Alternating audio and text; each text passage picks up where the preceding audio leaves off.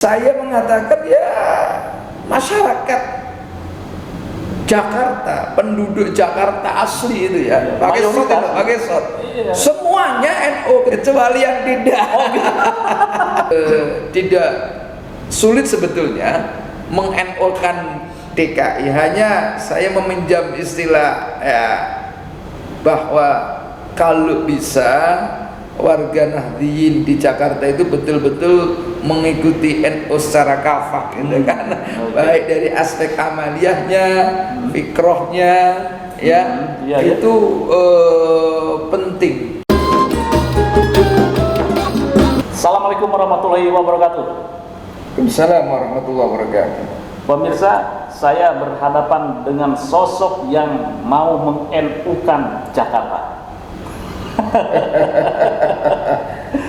Dengan Ketua PWNU DKI Jakarta, Dr. Kiai Haji Samsul Ma'arif MA. Pak Kiai, ya, saya meliput tentang pemilihan Pak Kiai ketika konferensi pemilihan Ketua PWNU Jakarta, DKI Jakarta.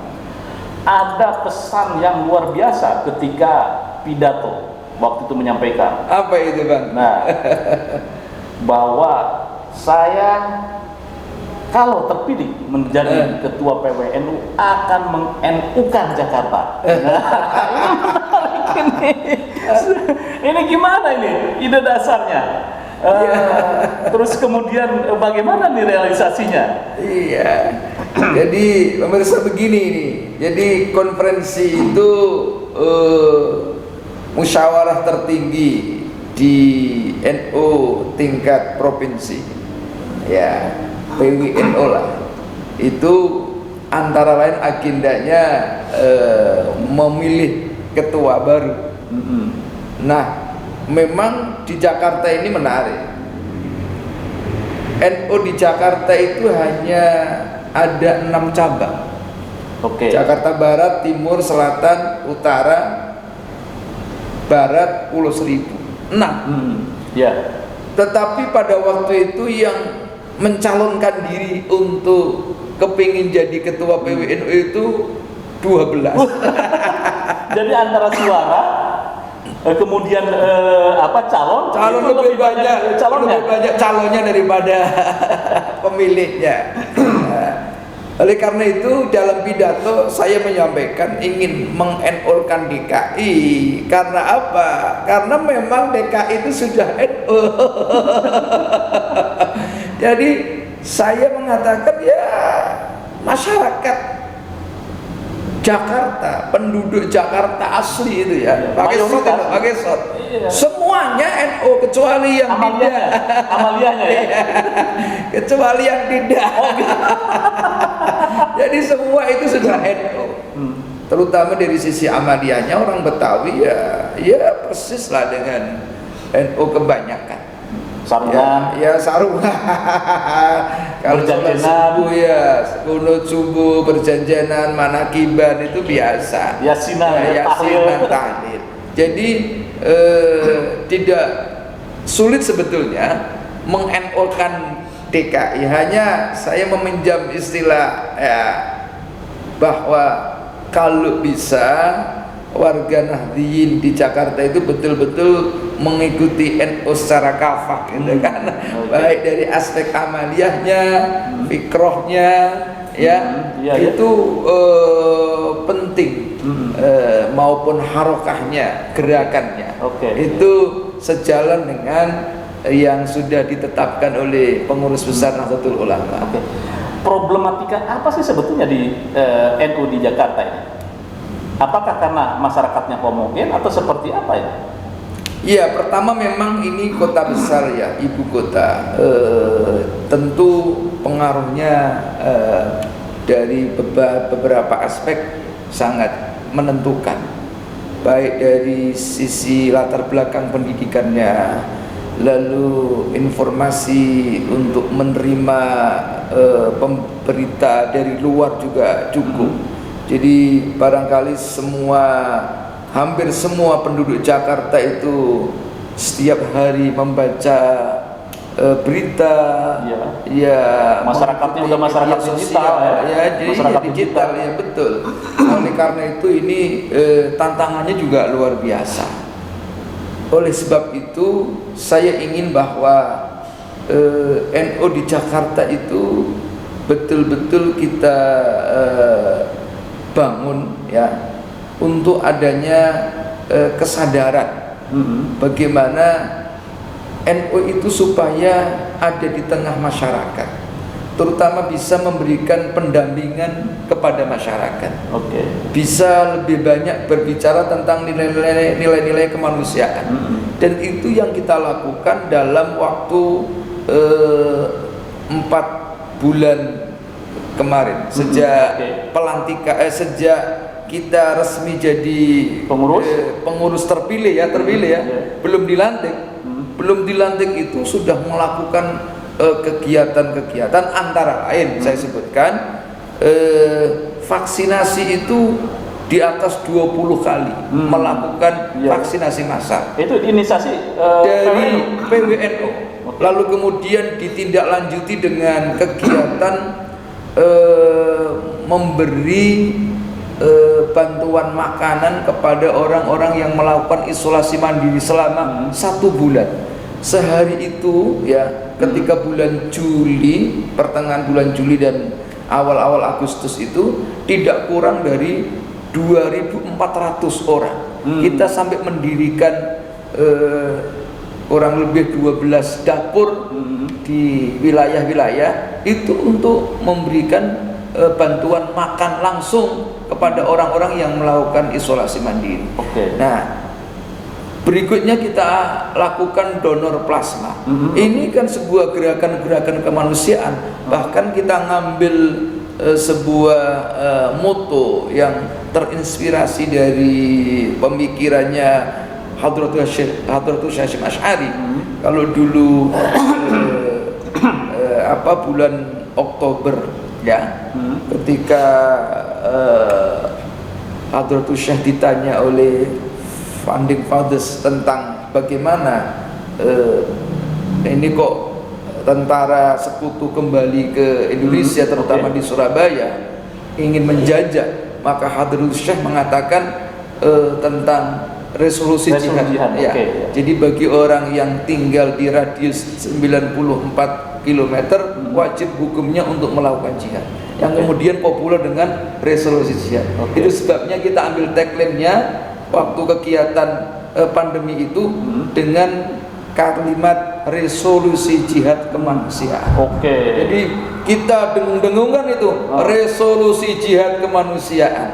Nah, inilah yang akan kita lakukan terus-menerus di masyarakat bawah, terutama di DKI, agar NU itu bisa hadir ya, dan di tengah masyarakat ya, di tengah problem yang dihadapi ya hadirlah, minimal memberikan pendampingan kepada masyarakat. Ada yang menarik, kalau tidak salah kemarin waktu donor plasma ya. Nah, itu kenapa kok Kiai Samsul mengatakan Gus Gibran? Itu yang pertama. Yang kedua ya, Gus Gibran layak memimpin DKI 1. Nah, saya mau mempertanyakan ini. Itu konspirasi apa nih? Jangan-jangan nanti pasangannya Gus Gibran dengan Kiai Samsul nih, antara gubernur dan Lampung. Jadi begini Bang Yusuf, memang kita melakukan kegiatan kemanusiaan itu ya alhamdulillah ya, mendapat respon yang begitu besar. Hampir semua pejabat negara ini datang. Jadi mulai dari Panglima datang menyaksikan kegiatan kami, lalu Kapolri datang, Wakapolri datang, Pangdam datang, gubernur itu berapa kali gubernur itu sampai 4-5 kali hadir di acara NU. Nah, yang terakhir itu memang kita kedatangan tamu putra Presiden Pak Jokowi, yaitu Mas Gibran. Saya dalam sambutannya itu menyebut dengan kata Gus Gibran. memang ada yang protes itu. Mengapa itu kok Gus digunakan ya biasanya kan digunakan untuk anaknya para kiai ya. Tetapi kenapa ini kok Gibran dipanggil Gus padahal bukan anak kiai? Saya akhirnya ya cari-cari jawaban aja. Kalau Gus itu memang mempunyai dua makna. Ya, fihi maknayani, punya dua makna. Ada makna am dan makna khos. Makna am itu makna umum dan makna khos itu makna khusus. Kalau makna khusus itu Bang, Gus digunakan untuk menyebut anaknya kiai, itu makna khusus. Tapi makna am itu secara umum bahwa Gus itu berasal dari kata bagus. Dibuang baknya itu untuk memudahkan panggilan aja. Ini akal-akal saya. Jadi saya panggil Gus Gibran. Iya. Ini tujuannya apa nih? Apa pengen menggait kapal nanti 2024? Iya enggak lah. Sama ini silaturahmi. Saya juga kaget ya. Ya tidak menduga saja kalau Mas Gibran itu datang ke kantor PWNU. Tetapi saya punya ya husnudzon bahwa Gus Gibran ini betul-betul ya karena diundang anak muda pingin hadir silaturahmi saja. Toh ada orang lain yang mengkaitkan dengan politik itu hal yang lain. Memang di antara banyak wartawan nanya kepada saya, kira-kira Gus Gibran itu layak nggak jadi gubernur? Ya saya jawab layak saja, masa saya jawab nggak layak? Dan itu rame. Tetapi memang kita sejujurnya butuh anak-anak muda yang punya kemampuan untuk mulai sekarang itu melatih diri, ya mempersiapkan diri menjadi pemimpin. Dan itu kita butuhkan. Ya siapapun ya. Saya berharap ya nanti dari NU juga muncul tokoh-tokoh muda yang secara politis bisa ya dipertimbangkan ya. Saya kira kalau soal politik itu kan NU gudangnya, cuman yang dorong aja ada apa enggak. Tetapi memang NU itu bukan organisasi politik tentu. Kita ini adalah organisasi diniyah, istimaiyah, organisasi keagamaan dan organisasi sosial, tidak ya bergerak dalam politik praktis. Namun bisa jadi ya ada putra terbaik, kader terbaik PWNU.